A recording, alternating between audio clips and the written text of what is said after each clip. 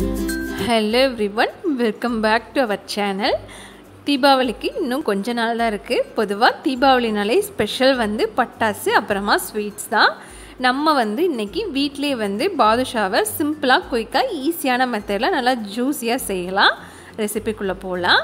இதுக்கு வந்து நான் இன்னைக்கு 2 கப் மைதா மாவை வந்து நல்லா சலிச்சு எடுத்துக்கிறேன். அடுத்ததா 3/4 டீஸ்பூன் போல பேக்கிங் பவுடர், 1/4 டீஸ்பூன் போல் பேக்கிங் சோடா சேர்த்துக்கலாம்.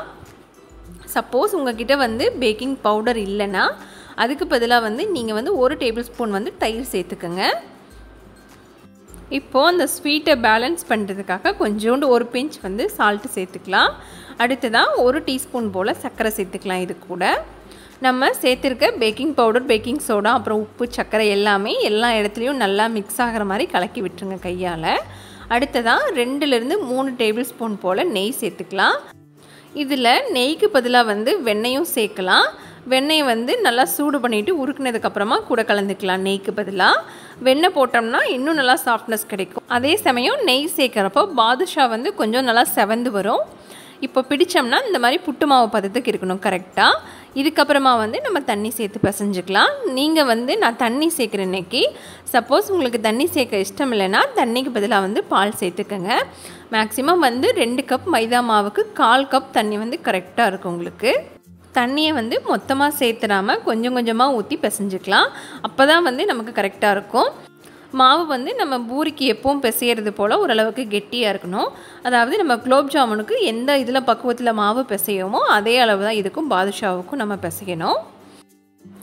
மாவை இந்த மாதிரி பிசைஞ்சதுக்கு அப்புறமா வந்து ஓரளவுக்கு வந்து மேலால் வந்து லைட்டாக மோல்ட் பண்ணுங்கள். ரொம்ப வந்து போட்டு அழுத்தி பிசைய வேண்டாம். மாவு வந்து ரொம்ப கெட்டியாக போயிடும். அப்போ வந்து பாதுஷாவும் நமக்கு ஹார்டாக தான் வரும். இந்த மாதிரி விரித்து பார்க்குறப்போ மாவு சாஃப்டாக இல்லாமல் இருக்கணும் உள்ளே வந்து. அப்போ தான் வந்து நமக்கு பாதுஷாவில் வந்து நல்லா லேயர் ஃபார்ம் ஆகும். அதே போல் சக்கரைப்பாகும் வந்து நல்லா உள்ளே இறங்கும். மாவு ஸ்மூத்தாக இருந்துச்சுன்னா பாதுஷா நல்லா வரும். ஆனால் சக்கரைப்பாகு உள்ளே இறங்கி ஜூஸியாக இருக்காது நமக்கு. இப்போ வந்து இதோடவே விடாமல் மேலால் ஒரு ஈரத்துணி போட்டு மூடி கவர் பண்ணி வைங்க. அப்போ வந்து மாவு நமக்கு ரொம்ப ட்ரை ஆகாது. ஏன்னா மைதா மாவு குயிக்காகவே வந்து ட்ரை ஆயிரும் மேலால். இப்போது சக்கரைப்பாகு காய்ச்சிக்கலாம். அடுத்ததாக நான் இன்றைக்கி வந்து 2 கப் மைதா மாவுக்கு 1/2 கப் வந்து சர்க்கரை எடுத்திருக்கேன்.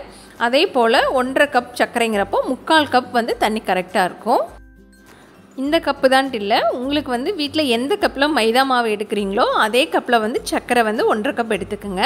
2 கப் மைதா மாவுனா 1/2 கப் சர்க்கரை வந்து கரெக்டாக இருக்கும். 3/4 கப் வந்து தண்ணி கரெக்டாக இருக்கும். பாகு வந்து பிசுக்கு பதம் மட்டும் இருந்தால் போதும்னா பாதுஷாக்குள்ளே வந்து நல்லா ஜூஸியாக இருக்கும். அதே சமயம் ஒரு கம்பி பதமோ இல்லை அதுக்கு கம்மியாக இருந்துச்சுன்னா பாதுஷா வெளி லேயர் வந்து நல்லா சாஃப்டாக ஜூஸியாக இருக்கும். உள்ளே வந்து கொஞ்சம் கிராக்கியாக இருக்கும். அவ்வளோதான் டிஃப்ரென்ஸ். உங்களுக்கு வந்து எந்த மாதிரி வேணுமோ அந்த மாதிரி காய்ச்சிக்குங்க பாகு. அடுத்ததான் இப்போ வந்து மாவை சின்ன சின்னதாக பீஸ் போட்டு வச்சிடலாம். நம்ம வந்து உருட்டுறதுக்கு முன்னாடி ரஃப்பாக 2 கப் மாவுக்கு வந்து அப்ராக்சிமேட்டாக ஒரு 20 பாதுஷாக்குள்ளே நமக்கு தாராளமாக கிடைக்கும். அடுத்ததாக இதுதான் வந்து ரொம்ப ரொம்ப முக்கியமான டிப். என்னென்னா மாவை வந்து லேயராக வைக்கிறதுக்கு ஒரு ஐடியா. பாதுஷா வந்து லேயராக வர்றதுக்கு இந்த மாதிரி மாவை இழுத்து நல்லா மடித்து வைங்க. மடித்து திருப்பி மோல்ட் பண்ணோம்னா என்ன ஆகும்னா உள்ளே வந்து நல்ல லேயர் ஃபார்ம் ஆகும். வெளிப்பக்கமும் வந்து நமக்கு ஓரளவுக்கு நல்லா ஸ்மூத்னஸ் கிடைக்கும். அதே போல் மாவை வந்து உருட்டுறப்போ கையால் வந்து மேல் பக்கம் மட்டும் சர்ஃபேஸ் மட்டும் உருட்டுங்க. ரொம்ப அழுத்தம் கொடுத்து உருட்ட வேண்டாம். அஸ் யூஸ்வல் எப்பவும் போல் நம்ம குலோப் ஜாமுனுக்கு எப்படி உருட்டுவோமோ அதே போல் தான் லைட்டாக வந்து உருட்டினீங்கனாலே போதும். கரெக்டாக வந்து நல்லா ஷேப் வந்துடும் நமக்கு. நான் இப்போ இதே போல் எல்லாத்தையும் உருட்டிட்டு உங்களுக்கு காட்டுறேன். பெரிய உருண்டையில் கொஞ்சம் ஒரு 12 போல் வந்திருக்கு. அதே போல் குட்டியாக இருக்கிறதுல எனக்கு 4 வந்திருக்கு. இப்போ வந்து பொரிக்கிறதுக்கு எண்ணெய் சேர்த்துக்கலாம். இதில் முக்கியமான விஷயமே வந்து நமக்கு எண்ணெய் சூடு தான். எண்ணெய் வந்து ஹீட் வந்து ரொம்ப ரொம்ப கம்மியாக இருக்கணும். நம்ம பாதுஷாவை சேர்க்குறப்போ வந்து மேலால் எலும்பி வரவே கூடாது. இப்போது இந்த மாதிரி உள்ளங்கையை வச்சு லைட்டாக ப்ரெஸ் பண்ணி விடுங்க. அடுத்ததாக ஒரே ஒரு விரலை வச்சு இந்த மாதிரி ஒரே சர்க்கிள் மோஷனில் சுற்றுங்க. நமக்கு வந்து ஹோல்ஸ் வந்து கரெக்டாக வந்துடும். ஷேப்பும் வந்து நமக்கு பர்ஃபெக்டாக கிடைக்கும். இப்போது ஒரு துளி மாவை வந்து போட்டு பார்க்குறேன். நமக்கு வந்து போட்ட உடனேவே வந்து மேலே எலும்பி வரக்கூடாது. கொஞ்சம் நேரம் கழித்து தான் மேலே எலும்பி வரணும். அப்போ தான் பாதுஷா வந்து உள்ளேயும் நல்லா வேகும். இப்போ வந்து எண்ணெய் கரெக்டான சூட்டில் இருக்குது. இப்போ பாதுஷாவை சேர்த்துக்கலாம். ஃபஸ்ட்டு போட்ட உடனேவே வந்து இந்த மாதிரி பபிள்ஸ் தான் ஃபார்ம் ஆகணும். அதுக்கப்புறமா தான் வந்து நுரக்கட்டி லைட்டாக வந்து பொரிய ஆரம்பிக்கணும். மேலால் எலும்பி வரணும். அதே போல் அடுப்பு வந்து மீடியம் ஃப்ளேமுக்கும் கம்மியாகவே வந்து கடைசி வரைக்குமே இருக்கட்டும்.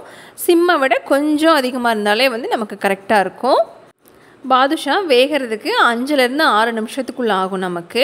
நல்லா இந்த மாதிரி அடிக்கடி வந்து பிரட்டி போட்டதுக்கப்புறமா வந்து சுற்றி விட்டுக்கிட்டே இருங்க. ஏன்னா ஒரே ஈவனாக வேகணும்.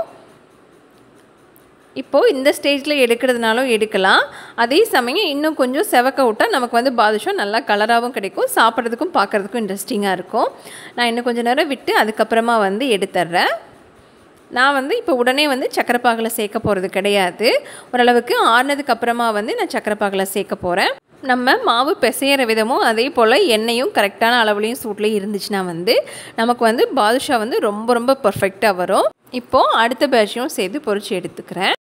இன்றைக்கி நான் வந்து சக்கரை பாகில் ஏலக்காய் தூள் அதே போல் கலர் பவுடரும் சேர்க்கல. சக்கரை பாகு கெட்டியாகாமல் இருக்கிறதுக்காக லெமன் ஜூஸும் ஆட் பண்ணல. நம்ம சக்கரை பாகு காய்ச்சினதுக்கப்புறமா வந்து பாதுஷாவை பொரிச்சு எடுத்ததுக்கப்புறமா வெது வெதுப்பாக சூடு பண்ணி சக்கரை பாகு அதுக்கப்புறமா வந்து பாதுஷாவை சேர்த்தோம்னா கரெக்டாக இருக்கும். பாருங்கள் பாதுஷா வந்து எப்படி பர்ஃபெக்டாக வந்திருக்குன்னு. இப்போது சக்கரை பாகுக்குள்ளே வந்து எல்லாத்தையும் சேர்த்துக்கலாம். இந்த மாதிரி கொஞ்சம் அகலமான பேன் இருந்ததுன்னா நமக்கு வந்து கரெக்டாக இருக்கும். சக்கரை பாகு வந்து இவ்வளவும் தேவைப்படாது. ஆனால் பாதுஷா ஊறுறதுக்கு இந்தளவு சக்கரை பாகு இருந்தால் தான் வந்து நமக்கு கரெக்டான பக்குவத்தில் வந்து ஊறி கிடைக்கும். மிச்சம் இருக்க சக்கரை பாகை வந்து நம்ம டீ காஃபி போடுறதுக்கு யூஸ் பண்ணிக்கலாம் தாராளமாக. ரெசிபியை ட்ரை பண்ணிவிட்டு ஃபீட்பேக்கை ஷேர் பண்ணுங்கள். அப்படியே நம்ம சேனலுக்கு சப்ஸ்கிரைப் பண்ண மறந்துடாதீங்க. தேங்க்ஸ் ஃபார் வாட்சிங்.